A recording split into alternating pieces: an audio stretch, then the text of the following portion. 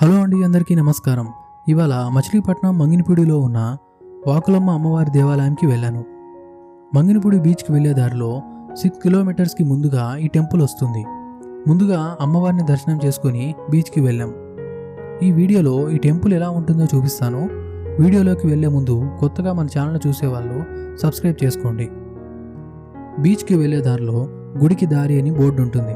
అక్కడి నుంచి కొంచెం దూరం వెళ్తే గుడి వస్తుంది. చుట్టూ పొలాలు, మధ్యలో చిన్న రోడ్డు, చల్లటి గాలి, మంచి ఫీల్ అయితే వచ్చింది. ఈ టెంపుల్కి అయితే రీచ్ అయిపోయాం. ఈ టెంపుల్ చుట్టూ పొలాలు, మధ్యలో గుడి అయితే ఉంది. చాలా ప్లెజెంట్గా అయితే ఉంది. ఇక్కడ ఫులేరా అని హిందీ వెబ్ సిరీస్ ఒకటి ఉంది. అందులో పంచాయత్ ఆఫీస్కి పక్కనే టెంపుల్ ఉంటుంది. సేమ్ అలాగే అనిపించింది నాకు ఇక్కడ ఈ టెంపుల్. అలాగే చుట్టుపక్కల చూస్తూ ఉంటే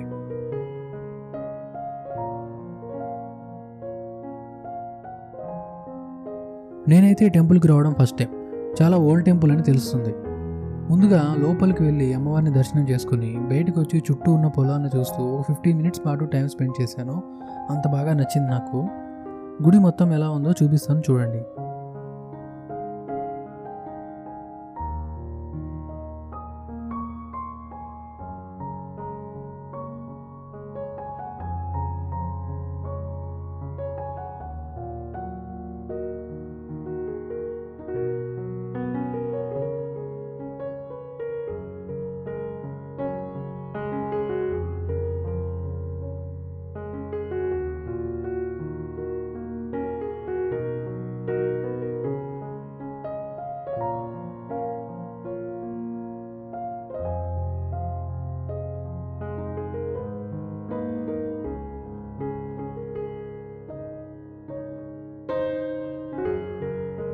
నాకు బాగా నచ్చిన స్పాట్ అయితే ఇదే.